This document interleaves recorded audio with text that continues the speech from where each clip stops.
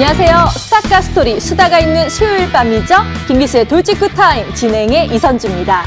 제가 요새 골프를 배우는데요. 공을 멀리 던지기 위해서는 힘을 빼고 던져야 된다고 하더라고요. 그런데 하다 보니까 욕심이 생겨서 온몸에 긴장을 하면서 힘을 주는 저를 발견할 수가 있었는데요. 이 골프와 마찬가지로 모든 거에 있어서는 힘을 빼는 연습이 참 필요한 것 같습니다. 주식도 마찬가지가 아닐까요? 나의 주식 목표를 위해서는 계속해서 호가창을 보면서 떨어졌나 이렇게 조급해하는 게 아니라 잠시 내려놓고 관망하면서 시장 전체를 바라보는 눈을 가진다면 도움이 되실 것 같습니다. 오늘 그런 김기수의 돌직구 타임이 그런 가이드 방향성을 제시해 드릴게요. 자, 오늘 코스피 코스닥 지수가 좀 파란불을 보이면서 다운되는 모습을 보였는데요. 한번 화면으로 살펴볼까요? 자, 외국인과 기관의 매도세에 전날 대비 0.53% 하락한 3013.13의 거래를 마감했습니다. 코스닥 지수도 소폭 하락하는 모습 보였는데요. 장중에 상승과 하락을 하다가 반복을 하다가 하락하는 모습 보였습니다. 전일 대비 0.37% 하락한 1001.62의 거래를 마쳤네요. 자, 이렇게 파란불이 보이지만 자, 또 내일은 빨간불이 될 수 있잖아요. 어떻게 잘 대비를 해야 될지 그 방향성 그리고 그 목표를 가지고 오늘도 함께 열심히 알찬 강의를 준비해 주셨다고 하니까요. 기대해 주시기 바랍니다. 그럼 본격적으로 김기수의 돌직구 타임 이제 곧 만나볼까요?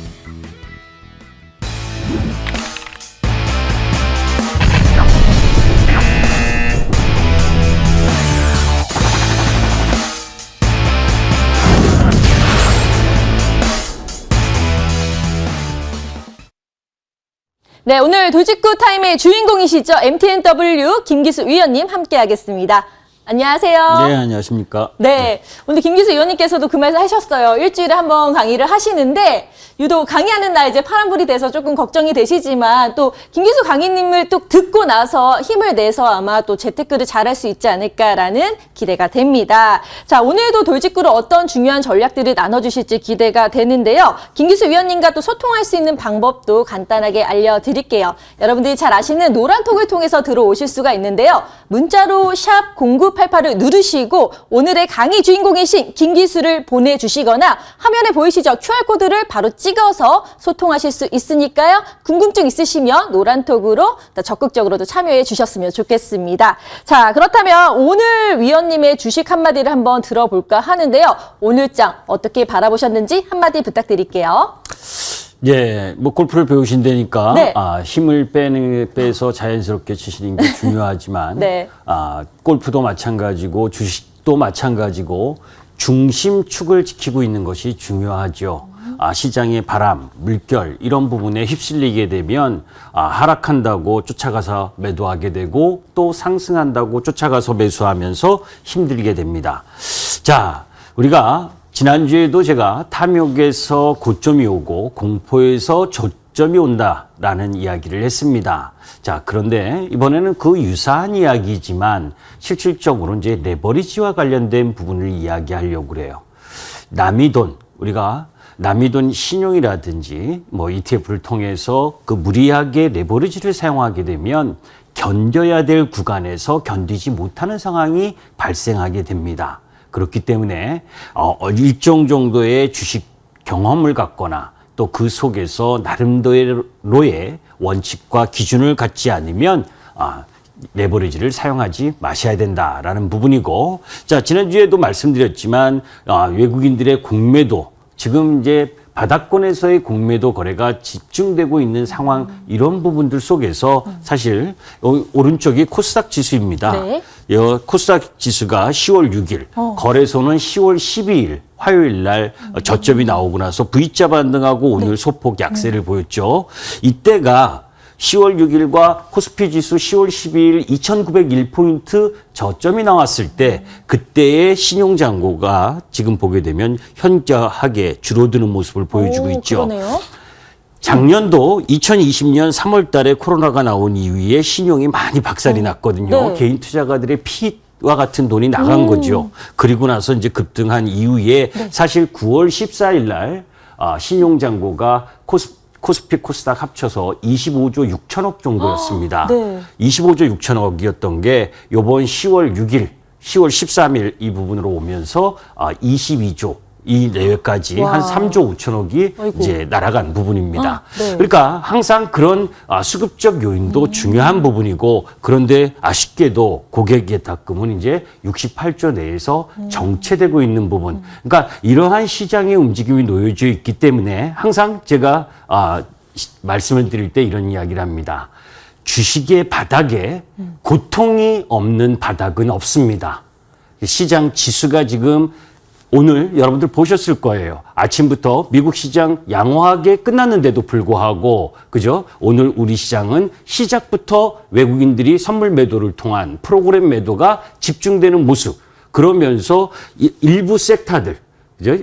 뭐 자세하게 말씀을 드리겠지만 이후에 문화 콘텐츠, 그죠? 이쪽 메타버스 이쪽으로만 시세를 몰고 가고 올로 반등도 제대로 못한 경기 민감 섹터는 또 떨어지고 올라가던 가장 센 2차 전지 소재부터 시작을 해서 우주 항공 뭐 날아가지도 않았는데 아직 누리호 날아가지도 않았는데 네. 예, 뭐 오늘 상당히 약세를 보이는 그런 부분까지 다음 부분에 말씀을 드리도록 하겠습니다. 네, 자, 김기수 선생님의 주식 한마디 한번 들어봤는데요. 아까 골프 얘기를 했는데도 기단만 들으시고 중심축이 흔들리지 말아야 된다. 우리도 주식 재테크를 할 때 이 중심을 잡고 또 실천해 나가는 게 참 중요하다라는 생각이 듭니다. 그리고 바닥에 정말 그 고통 없는 바닥은 없다라고 하셨는데 그 말이 와 닿았거든요. 그래서 우리가 그 바닥을 치고 다시 반등할 수 있는 그 날을 또 기다리면서 오늘 강의를 또 계속해서 진행해 보도록 하겠습니다.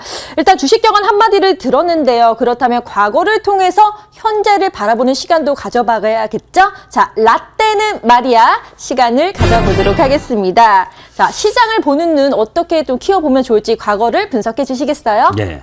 뭐 과거라고 해야 네. 주시장은 바로 이전이 과거죠. 그렇죠. 네. 지난주에 이제 여러분들께 말씀드리면서 시장에 무수히 많은 노출된 악재가 있다. 스태그플레이션과 관련된 부분. 네. 그런데 스태그플레이션 이야기하지 말라고 말씀드렸었죠. 그리고 병목 현상에 의한 물가 상승 압력.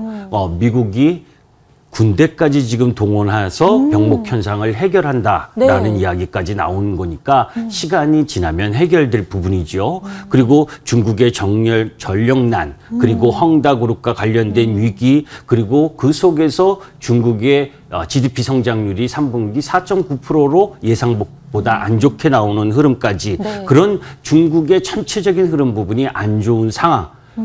이런 부분들이 악재, 다 노출돼서 그만큼 떨어진 거거든요. 네. 시장은. 네. 그런 가운데에서 우리 시장은 왜 조금 더 약하냐 부분이 이제 아까 말씀드린 것처럼 우리나라만이 안고 있는 부분.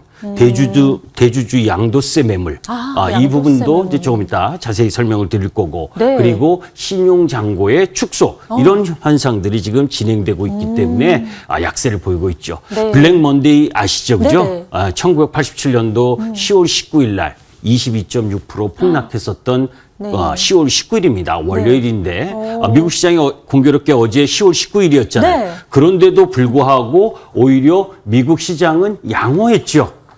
그런 가운데에서 사실 제가 9월 달 시작을 하면서 여러분들에게 이런 말씀을 드렸었습니다.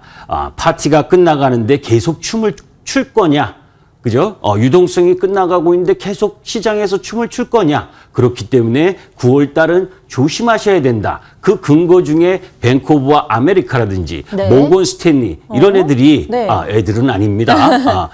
전체적으로 네. 주가 조정이 10%에서 20% 정도 아이고. 나올 수 있다라는 비율을 가지고 있었거든요. 네. 그런데 그 비율을 바꿨어요. 그죠? 그런 부분들. 그리고 미국 시장에서 어제 그 실적 발표를 한 넷플릭스, 물론 오징어 게임 덕을 톡톡히 봤죠. 네. 그 외에도 대부분의 발표하는 기업 중에 82%가 어닝 서프라이즈를 기록할 정도로 네. 양호하게 나오는 모습입니다. 자, 거기서 다우지수 차트 한번 보세요. 월봉 모수. 아니, 지네들이라고 하면 또 잘못된 거네요. 미국 시장이, 네. 그죠?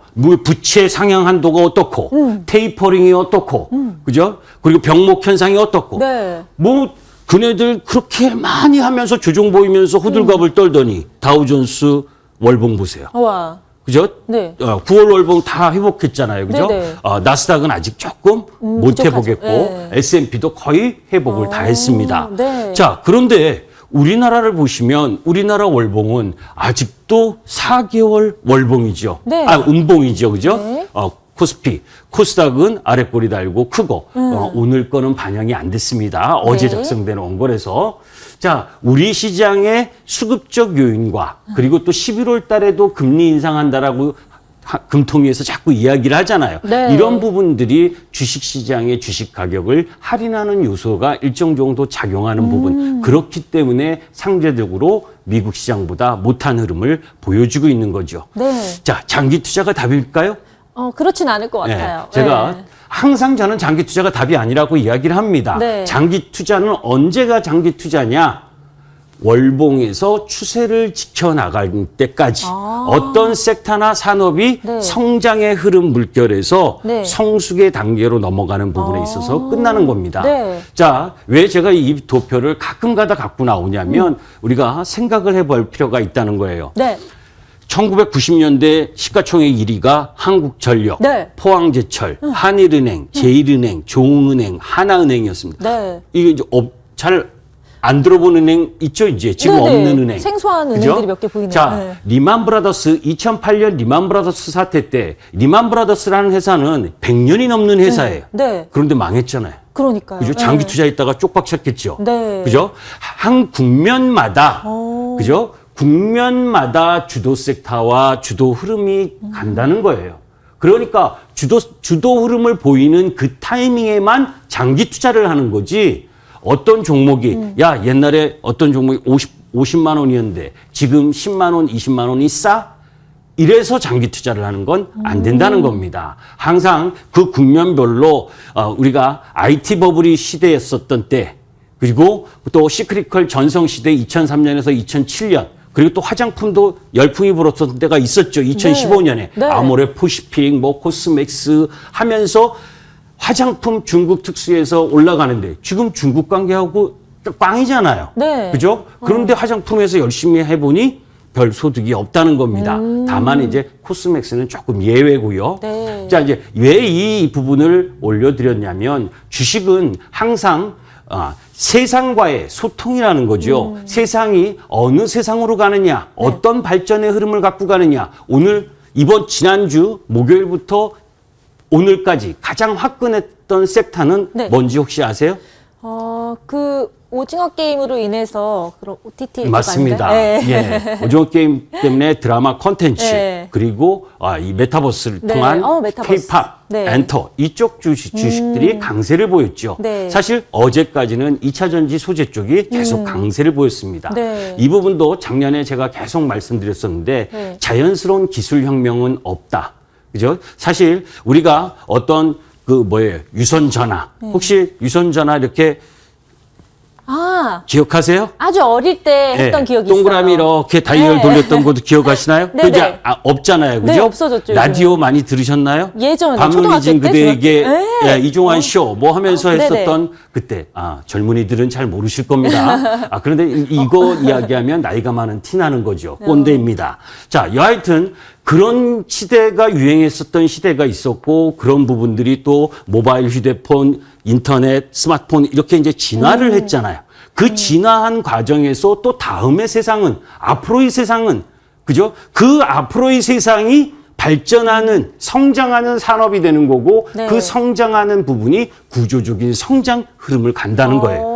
그래서 2차 전지가 사실은 2차 전지는 2010년부터 계속 오던 건데 지금 작년부터 코로나 이후부터 이제 두각을 나타내면서 올라왔던 거죠. 네. 자, 이제 그런 가운데에서 파괴적 혁신이라고 이야기를 하는데 네. 이것도 저를 아시는 분들은 많이 들으셨기 때문에 간단하게 이야기를 하면 네. 새로운 산업을 창출하는 것이 아니라 기존 산업에서 변형된 산업 부분으로 가는 거거든요. 네. 그러면서 사실 기존의 고유 업무였었던 은행, 네. 이게 이제 카카오뱅크가 인터넷을 통해서 하고 있잖아요. 그렇게 네. 변형돼서 발전되는 부분, 그 파괴적 혁신, 2차 전지도 마찬가지죠. 내연기관에서 전기차, 이 부분의 이 흐름 속에서 가장 주가가 강렬하게 반응하는 게 3단계째입니다. 그러니까 우리가 시장 침투율이 그 당시 한 30% 정도 됐을 때. 네. 그죠? 그런데 우리 2차 전지 전기차의 시장 침투율이 몇 프로 정도 되는지 아세요? 미국에서? 아니요, 잘 모르겠어요. 2% 조금 넘어요. 아. 그러니까 아직도 30%를 가려면 멀다는 겁니다. 다만 그런 전제하는 리튬 이온 체계라는 지금의 체계를 지속했을 때고, 네. 그죠? 리튬 이온 체계가 가면서 그 이후에 전고체 체계라든지 그리고 리튬 이온 리튬 메탈 배터리 앞으로 더 진화할 수 있는 2차 전지가 나온다면 오늘 여러분들 또 오늘 2차 전지 소재주 흔들리니까 네. 이제 궁금하시죠? 네. 조금 이따 말씀드리도록 아이고. 하겠습니다. 네, 또 궁금하신 분들을 딱 끊어서 또 나중으로 기약을 해주셨는데 끝까지 집중을 해주시기 바랍니다. 이렇게 라떼는 마리아를 통해서 이제 과거 시장을 통해서 배워갈 수 있는 점, 현 시장을 어떻게 분석해야 되는지를 또 살펴봐 주셨습니다. 그렇다면 이제 정말 중요한 현재 시장 점검을 한번 해봐야겠 텐데요. 돌직구 시장 점검 한번 알아보도록 하겠습니다. 자, 시장 점검 어떻게 해야 될지 알려주시겠어요? 예. 자, 지난주에도 파월 연임 이야기를 했는데 오늘 또 이야기를 하게 됩니다. 그 밑에 있는 그 부의장부터 시작을 해가지고 그 어느 나라나 그 부유층들, 더 많은 사람들이 더 정의나 공정에 대해서 무감각한 것 같습니다. 그죠? 그렇죠. 어느 사회나. 파월 연준 의장도. 네. 그죠? 작년 10월 증시 급락 직전에 59억 원을 급매도했답니다. 아이고, 왜 그죠? 그랬죠? 세계 경제 대통령이라고 하는 FOMC 의장이 여러분들 참 기가 막히죠, 그죠? 네. 저 같으면 빨리 사퇴해야 되는데, 맞아요. 그죠? 여하튼 파월 연준 의장의 비둘기파가 연임을 못하게 되면 네. 지난주에 이야기했었던 브레이너 그 좀 강경파 이쪽 부분이 될 수 있다라고 하는 우려도 좀 있는 부분입니다. 네. 자, 요거는 뭐 지난주에 이야기했으니까 네. 넘어가도록 하고. 자, 놀랍지도 않습니다. 솔직히 말하면 중국 GDP 성장률 부진이요. 그죠? 자, 뭐 도표를 한번 보죠. 3분기 GDP 성장률이 4.9% 예상하에 전년 동기 대비 1월 달만 해도 18.3% 네네. 쭉 내려오죠. 네. 그죠? 자, 중국의 GDP가 부진하대요, 여러분들. 우리나라 경기 민감지가 쉽게 움직일 수 있겠습니까? 아니요. 그죠? 네. 우리나라는 중국과 미국과 유럽 이렇게 3개 권역 부분에 수출을 해서 먹곤 하는 나라잖아요. 그죠? 네네. 그런데 중국의 이런 생산과 투자와 소비 이 트리플 부진 현상이 지금 나타나고 있는 겁니다. 자, 그런 부분에 지금 중국 소비자 신뢰 지수, 그죠? 갈색 부분이 쭉 내려오고 있고, 네. 파란색 소매 판매도 뭐 조금 반등을 하긴 했어도, 네. 추세적으로는 하락이고, 그러네요. 그리고 네. 고정 투자, 산업 생산 다 밑으로 내려오고 있고, 그런 가운데에서 이 제조업 생산율도 내려가고 있고, 뭐 하나 좋은 게 없어요. 하다못해 여러분들 현대건설기계나 두산인프라코어 네. 그리고 진성TC 이 굴삭기 업체들 네. 이거 보세요. 중국 굴삭기 판매 증가율이 뚝 떨어진 거. 그죠? 그리고 헝다그룹의 위기 부분이 부동산 기업이 10만 개 정도 있는데 부채가 430%가 넘다랬죠. 이제 그런 부분들을 보게 되면 중국의 경기는 요원하다. 그죠? 그러면 이것을 회복하려면 중국이 뭔가 정책적 흐름을 줘야 되는 겁니다. 네. 정책적 흐름은 뭐를 줘야 되는 거예요? 무엇을 줘야 되는 거냐면 실질적으로 지금 네. 차트가 먼저 넘어가는 바람에 네네. 자, 무엇을 정리하면 이번에도 금리 인하 안 했잖아요. 네. 그죠? 뭐 기껏해야 지급 준비율 인하 정도를 할 건데 이 부분은 미국과 중국의 관계 네. 악화에서 비롯된 부분이기도 하고 네. 매번 이야기하는 시진핑의 공동 부유 정책 이 부분은 네. 결국은 분배 정책이고 성장을 중요시하지 않는다라는 부분이기 때문에 네네네. 우리나라 경기 민감 섹터가 쉽게 올라가기는 어렵다라는 이야기를 계속해서 말씀드리는 내용이죠. 네. 자, 이제 그런 가운데에서 물가와 경제지표 왜곡의 해석, 뭐 이것도 9월 미국 이런 이야기를 하면은 재미없어 하십니다. 그런데 왜 이 얘기를 해야 되냐면 이런 부분들이 경기 민감 섹터가 아직 쉽게 갈 수 없다라는 걸 이야기하는 요인인 거예요. 네. 매번 이야기한 것처럼 미국의 소매 판매가 전 품목이 고르게 증가했지만 조금 네. 증가해서 이 갈색 회색 부분이 네. 그런데 상승 모멘텀이 약화되고 있고 생산자 물가지수가 지금 파란색이 미국 CPI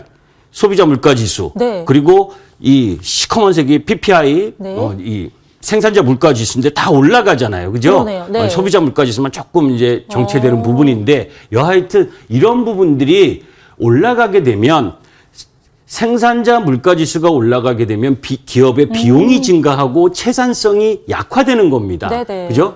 그나마 이 부분에서 이제 중요한 부분이 가격 전가력이죠. 그죠? 최종 소비자에게 가격을 전가시켜서 네. 기업의 마진, 이익을 계속해서 유지하거나 더 창출할 수 있느냐. 그런데 그러한 상황이 쉽지 않다는 거예요.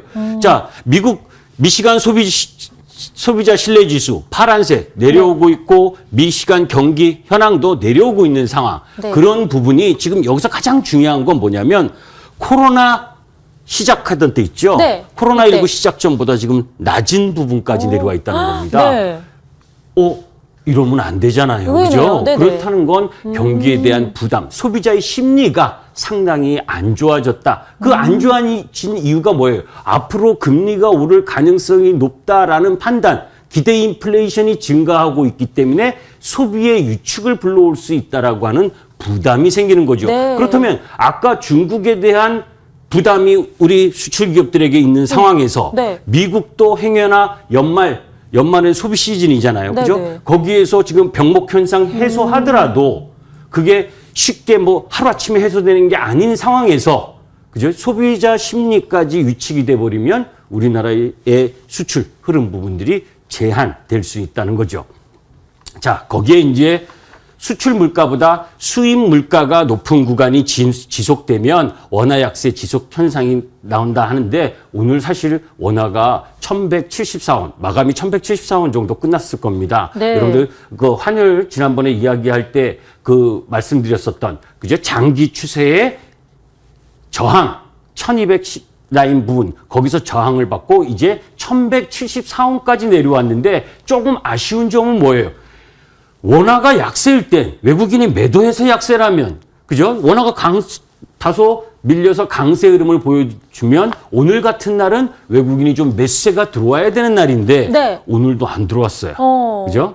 초반 부분에 들어오는 척하다가 그죠? 그리고 나스닥 선물 약세라는 걸 핑계 대서 그죠? 선물로 아침부터 프로그램 매도 때리고 그러면서 마감 동시효과 장 끝난 다음에는 선물의 매도 규모를 확 축소하고 항상 우리나라 시장이 질이 멸렬하고 할 때 어떤 수급의 주체가 확 받아주는 상황이 없을 때 외국인들의 선물 흐름이 항상 그랬습니다. 무슨 거냐면 자기네들은 반등 네. 다 해요. 네. 그리고는 나스닥 선물 탁 떨어뜨려요. 그리고 나서는 선물을 매도하면서 프로그램 매도해서 은매 기주고 개인 투자가들 기죽게 만든 상황 속에서 자기네들은 그 다음날 약세 출발해서 다시 상승을 합니다. 그러니까 우리나라는 계속 거기에서 나스닥 선물 가지고 핑퐁하면서 하락에서 변동을 부리게 되는 거죠.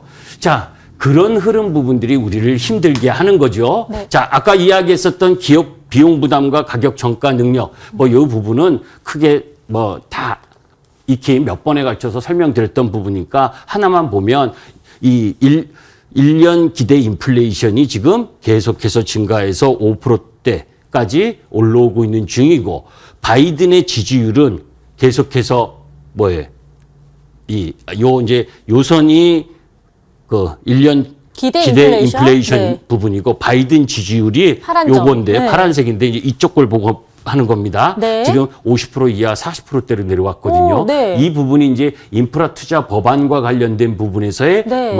그 모멘텀 부분을 축소시킬 수 있다라고 하는 부담인데 네. 그 부분은 노이즈 정도로 생각을 하시면 되고 결국 그린플레이션은 네. 지금 지속되고 있는 상황이에요. 그죠? 그래서 어제도 미 국채 10년물 금리가 오른 거고 네. 친환경으로 전환하는 데 있어서 화석연료와 그린 에너지 관련 원자재 가격은 네. 기본적으로 쉽게 떨어질 부분이 아니다. 다만 이제 네. 아까 말씀드린 소재 생산 업체와 네. 최종재 영유 기업의 실적 기대치. 이게 네. 이제 무슨 얘기냐면 소재 생산 업체는 그 부분들을 그대로 가격에 전이시킬 수가 있는데 네. 최종 받아서 이제 최종 소비자에게 판매하는 기업은 그거를 쉽게 가격 정가를 못하는 경우가 많아지거든요. 그래서 우리나라 2차 전지 소재 쪽 라인 부분도 올라오고 완성셀 업체들은 다소 그 시세가 더딘 부분 그런 부분도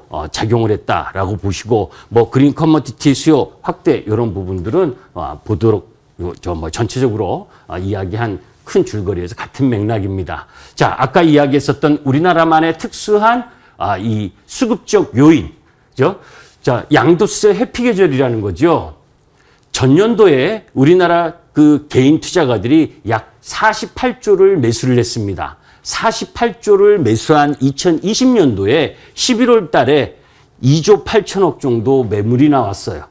개인들이 이 양도세 회피 뭐 그것뿐만이 아니겠지만 이유는 그래도 2조 8천억 정도가 나왔는데 올해 10월 18일까지 약 73조, 2배 조금 못되게 많은 양을 매수를 했잖아요.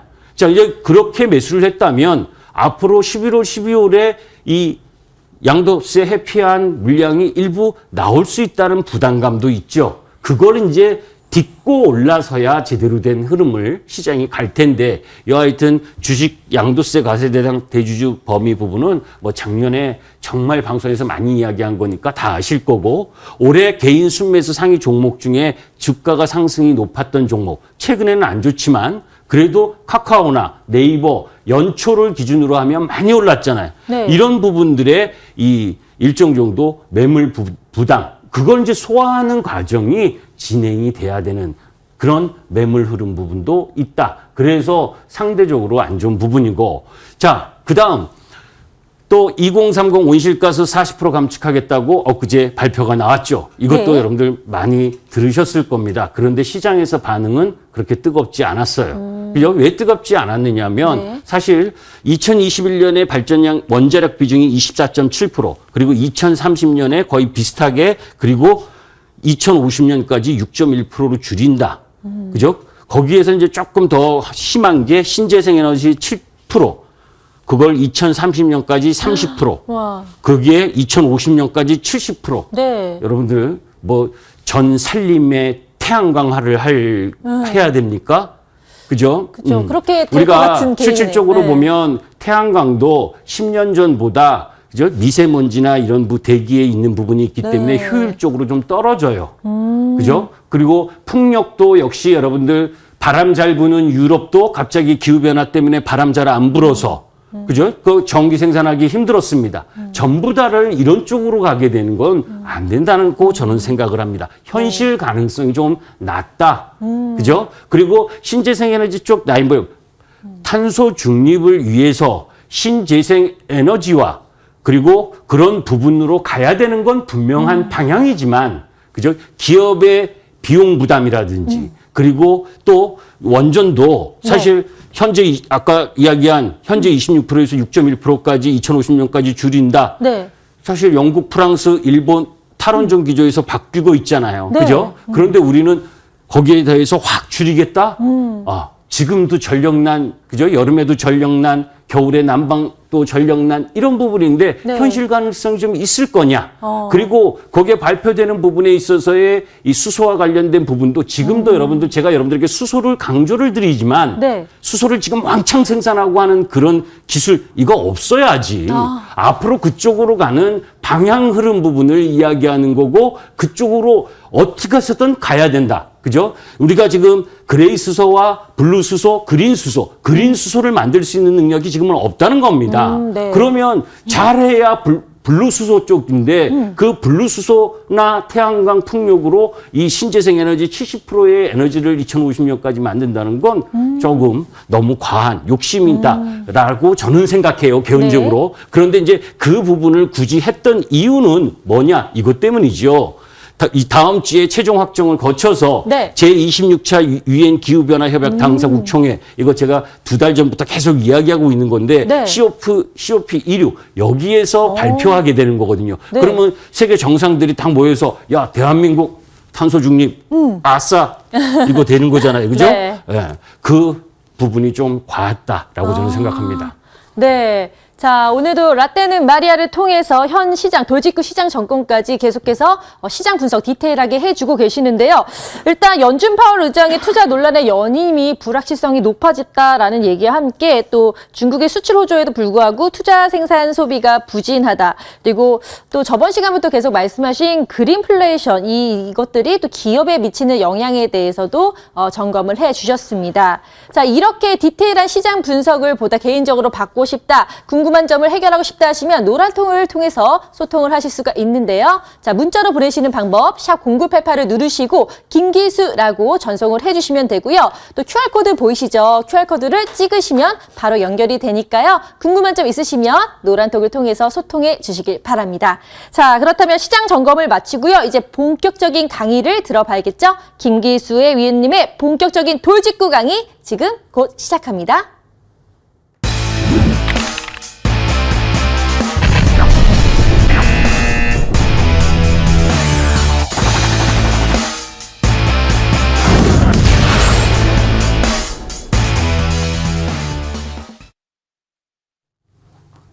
자, 오늘은 양시장 모두 시작하면서 음봉을 맞은 날입니다. 당연히 맞을 만한 날이었죠. 사실은 일주일 전부터 아까 코스닥 시장 차트도 보셨고 또 우리나라 코스피 지수가 2,901포인트에서 시작을 해서 일주일 만에 주 5일 동안 반등을 했기 때문에 미국 시장이 상승을 했어도 오늘은 시초가 이후 밀릴 수 있는 위치였습니다.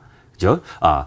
저점이라고 할 수 있는 부분에서 매수하지 않고 매도했다가 미국 시장이 계속 상승하니까 또 거기에 추격 매수를 하게 되면 안 되는 거죠. 다만 그런 것 치고는 섹터별 가격의 변동성이 크다 보니까 사실 이렇게 약세장이 진행되면 지치게 되는 겁니다. 지금 9월달, 10월 이 한 달 반이 상당히 추세적으로 구조적으로 성장하는 성장 섹터도 많이 올라갔다가 조정을 받는 흐름 부분을 갖고 있고 경기 민감 섹터는 5월 초부터 계속 내리막 또 내리막. 그죠? 자, 이제 그런 흐름들이 보여지는데 지난주에도 이야기했다시피 사실 미국 시장이나 우리 하다못해 홍콩까지 10월 5일 주간 그죠? 지난주에 저점이 나왔는데 유독 우리 코스피만 지난주 12일 날 마이너스 12%를 찍은 저점이 나왔던 거죠.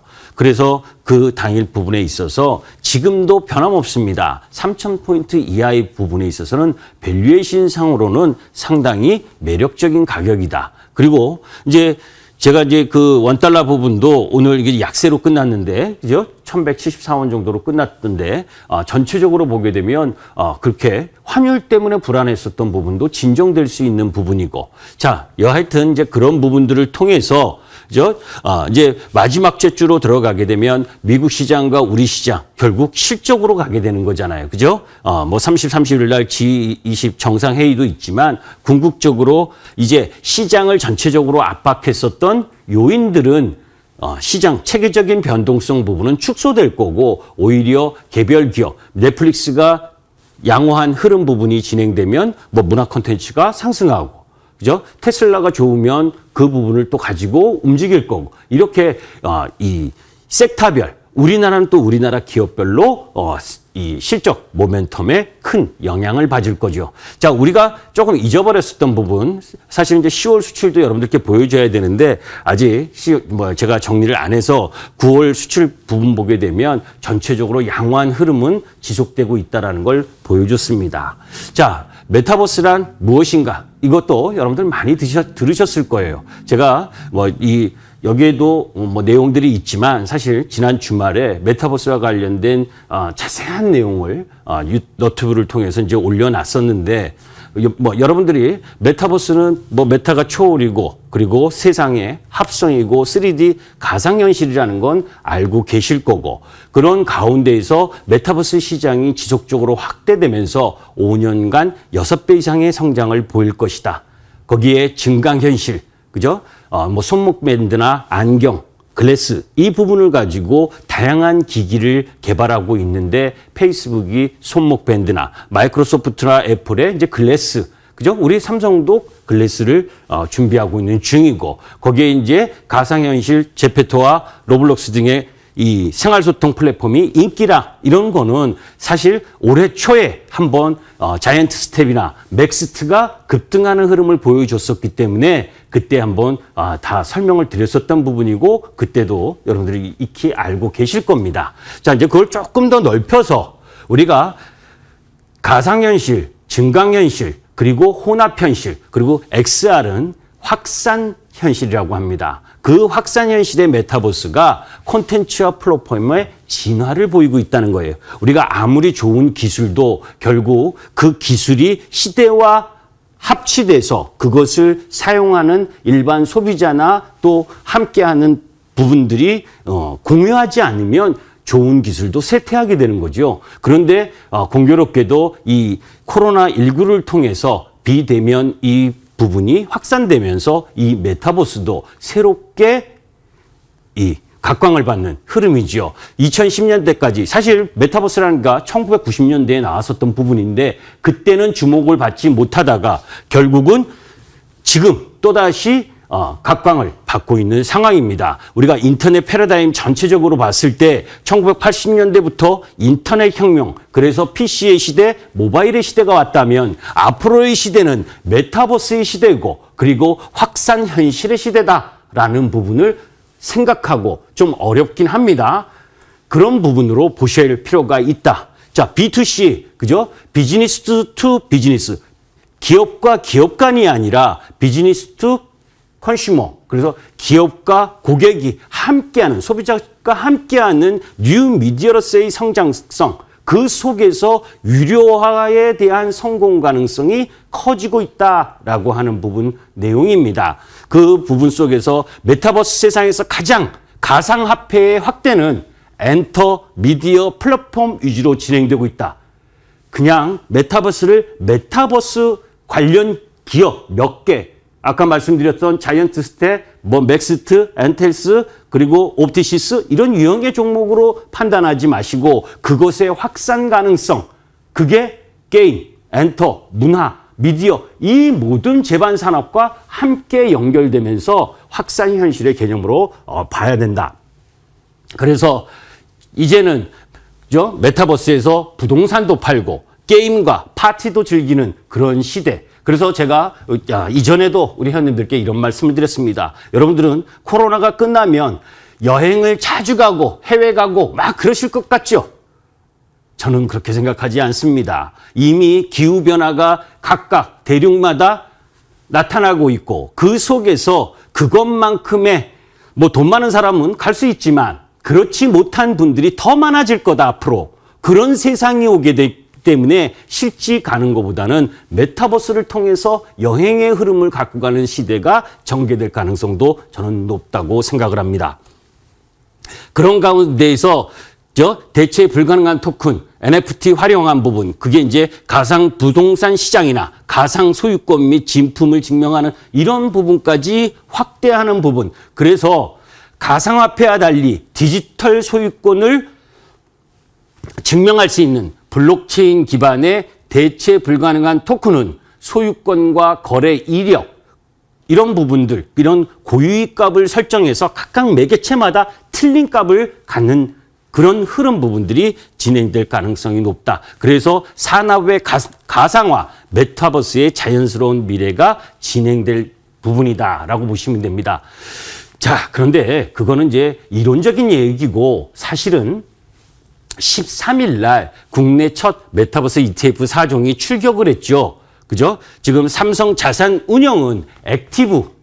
그죠? 삼성 자산운용은 액티브. 그래서 304억 운용 금액도 304억으로 가장 크고 그다음에 미래에셋이나 NHN, KB 이쪽은 80억 그죠? 그리고 미래에셋 자산이 294억. 그러니까 이런 유형에 놓여져 있는 그래서 메타버스 ETF가 이 시작하는 날부터 시작하는 날은 뭐 찔끔 올랐는데 그날부터 오늘까지 계속 올랐잖아요. 그죠? 그러면 이런 ETF가 형성되면 제가 이전에도 말씀드렸지만 ETF가 출격이 되면 그 ETF에 돈이 몰리고 돈이 몰린다는 건 그 산업이 될 수 있다라는 걸 의미하는 거고 그러면 이 자산운용사들이 어떤 종목을 편입하고 있는지 그것도 여러분들이 보셔야 되잖아요. 어제까지의 이 삼성의 이 메타버스 액티브의 주가 흐름입니다. 그죠? 오늘까지 올랐는데 오늘은 윗꼬리를 좀 달았어요. 그런데 거기에 삼성운용에 편입한 종목을 예를 들면 하이브, 네이버, 크래프톤, 펄어비스, 제이콘텐트리, 아프리카TV, JYP 엔터테인먼트 오늘 최고로 올린 게 JYP 엔터테인먼트죠. YG엔터, SM 각각 뭐 이 전체적으로 뭡니까? 문화 콘텐츠, 게임 이쪽 라인 부분들을 다 포함시켰잖아요. 그죠?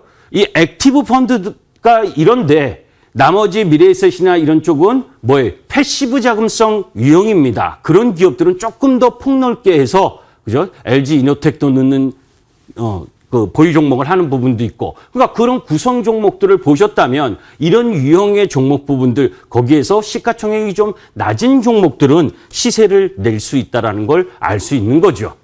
거기서 엔터미디어 플랫폼이 경계가 허물어지고 있다는 겁니다. 그러니까 메타버스 관련으로만 바라보지 말고 아까 말씀드렸었던 것처럼 그죠? 엔터 그리고 미디어 산업 거기에 게임까지 해서 그 플랫폼 통해서 경계가 허물어지고 있는 흐름 부분들 이 플랫폼 안에 엔터 K-팝이라든지 그리고 미디어 뭐 OTT라든지 여행 이런 부분까지를 다 포함한 흐름 속에서 계속 진화할 수 있다. 엊그제 아마존이 유럽에 뭐예요? 이 메타버스 관련 인력을 1만 명 채용한다라는 기사가 한번 나왔죠. 그 정도로 이 글로벌 시장에 있는 이런 기업들은 이미 글로벌적으로 놀고 있는 겁니다. 우리나라가 좀 뒤처지고 있는 거지. 그죠? 그 방향에 대한 흐름. 그래서 예전에도 여러분들께 위드 코로나를 하면 여행주가 간다. 위드 코로나 하면 경기 민감주가 간다. 위드 코로나 하면 카지노가 간다. 저는 그렇게 생각하지 않는다. 동의하지 않는다. 일부 올라올 수 있어도 실적이 코로나 때 코로나를 통해서도 실적이 좋았느냐. 그죠? 그리고 코로나가 진행되는 과정 속에서 좋았다면 코로나가 해소되고 위드 코로나를 시대로 간다면 더 좋아질 수 있느냐. 항상 말씀드리는 게 이런 부분입니다. 경기가 좋아야지 내 종목이 올라갈 수 있다. 그런 종목은 하지 마세요. 경기가 좋아지든 경기가 안 좋아지든 그 산업이 성장할 수 있다. 그거 하기도 바쁜데. 그죠? 경기가 안 좋아지면 떨어지는 경기 민감주를 할 이유는 없잖아요.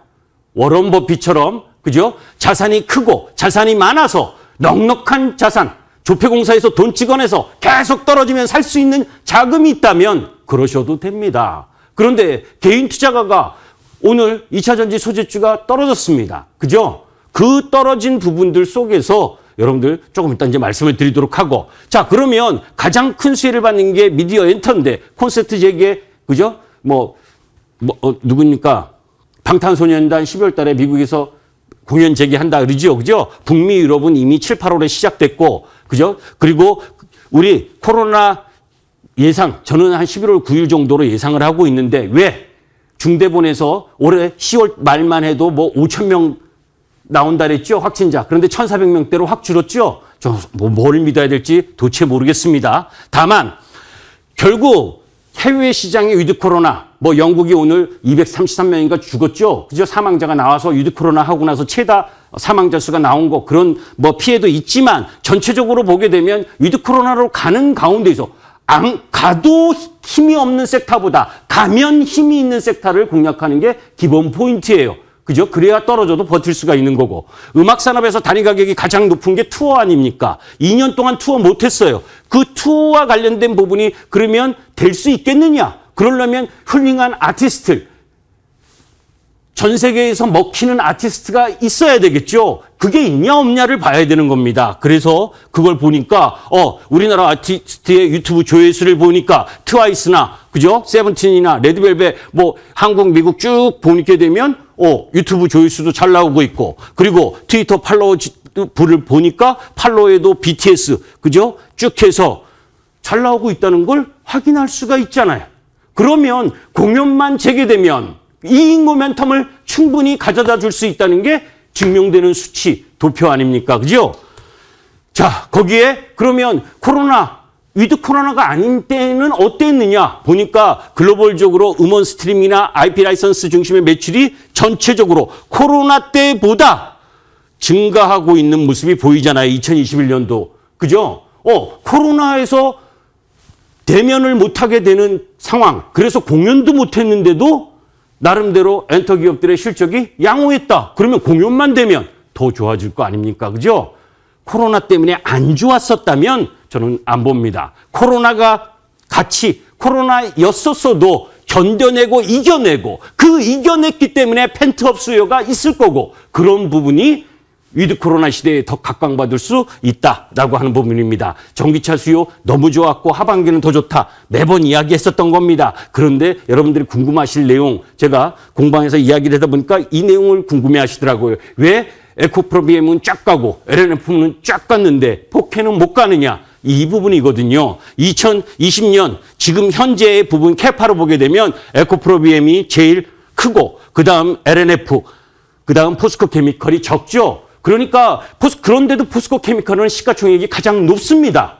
그러니까 캐파상으로 보게 되면 포케가 못 가게 돼 있는 거예요. 그런데 2022년, 2023년으로 보게 되면 이제 캐파가 증설되는 흐름 부분들, 그 증설의 흐름들을 보게 되면 시간이 약이다라는 겁니다.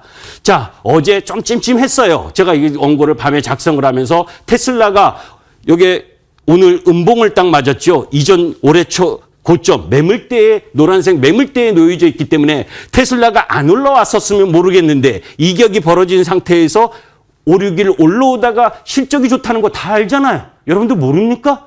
그죠? 비트코인에서 1조 이상 수익 나고 거기에 그 외의 부분 중국에서 전기차 잘 팔리고 그렇으니까 실적이 당연히 좋다는 거 아는 거예요. 넷플릭스는 몰랐었던 겁니다. 오징어 게임으로 너무 많은 증가수 444만 명인가요? 그 증가했던 거 아는 재료 아는 뉴스가 나오면 오히려 이격을 조절할 수 있다라고 하는 부담. 그런 가운데 에코프로 BM이 지금 LNF도 그렇고 에코프로도 그렇고 9월 우리 시장 7, 8, 9 그 속에서 구조적 성장, 2차 전지 소재 너무 많이 올라왔다. 너무 많이 올라왔다는 게 그냥 많이 주가가 올라왔다가 아니라 2022년 주가 수익비를 퍼로 보게 되면 62배에 올라왔습니다. 9월 달에서 지난주까지 2차 전지 소재주가 평균 28%, LNF나 에코프로 BM은 2달 동안 80% 이상 상승을 하는 흐름을 보여줬는데 중국 소재주는 2%밖에 상승을 하지 못했어요. 그렇다는 건 뭡니까? 외국인들이 콜, 풋, 옵션 이 전략을 가져갈 수 있다는 겁니다. 그런 가중인데 전체적으로 보게 되면 너무너무 바쁘게 왔어요. 자세하게 설명을 드려야 되는데 그죠? 그래서 전체적으로 보게 되면 오늘 2차 전지가 약세를 보였다. 그래서 저는 끝났다고 생각하지 않습니다. 다만 제가 말씀드리지만 지금 매수를 하는 건 실익이 좀 작다. 왜? 전체적으로 기간 조정, 가격 조정을 통해서 이격을 줄이는 과정을 가져야 된다. 왜 그러냐면 실적을 발표하게 되면 또 올라갈 수 있는 모멘텀이 당분간은 없는 겁니다. 왜? 설비 증설과 관련된 모멘텀으로 쫙 올라왔기 때문에 이제 3, 4분기 실적을 받고 나서 실적이 양호? 굿! 여기까지 올라온 거 괜찮아. 그런데 앞으로 더 올라가려면 뭐예요? 아까 말씀드린 것처럼 이 원자재 가격이나 이런 부분들 때문에 단가 압력에 대한 부분을 헤쳐나갈 수 있는 규모의 경제가 실현될 수 있느냐 없느냐 이 부분을 검증해야 되는 겁니다. 여튼 숨가쁘게 왔습니다. 네. 자, 김기수 위원님과 함께 지금 여러 가지 강의 들었는데요. 메타버스와 K파 거기에 테슬라, 제가 테슬라를 타고 다니는데 주식을 샀어야 되는데 하는 아쉬움이 지금 강의를 들으면서 생각이 나네요. 근데 방송을 보시면서도 너무 아쉬워, 시간 짧다라고 생각하시는 분들 많으실 텐데요. 무방이 기다리고 있습니다. 무료 방송 어떤 내용일까요? 네, 아까 얘기했던 부분인데 이제 그 수박 겉핥 끼었고 네. 거기에 더 자세하게 접목을 해서 왜 구조적 성장 섹터의 순환 로테이션 시장인지를 다시 한번 설명드리겠습니다. 네, 오 정말 궁금한 메타버스 K-팝 주제로 또 무료 방송 해주신다고 하니까요. 여러분 많은 참여 기다리고 있겠습니다. 자, 어떻게 참여하는지 화면으로 저희가 안내해 드릴게요. 일단은 포털 사이트에서 MTN 밴드라고 검색하신 다음에 첫 번째 링크를 클릭해 주시면 되는데요. 클릭하신 다음에 김기수 어드바이저님의 방송 중 지금 클릭 보이시죠? 이 부분을 또 클릭을 해 주시면 바로 연결이 돼서 6시 40분부터 이제 방송을 시청하실 수가 있습니다. 또 노란톡을 통해서도 계속해서 저희 소통하실 수 있으니까요. 함께 해주시길 바랍니다. 자, 오늘도 열정적인 강의, 울림이 있는 강의를 해주셨는데요. 저희는 계속해서 또 알찬 강의로 돌아오도록 하겠습니다. 함께 해주신 여러분 고맙습니다.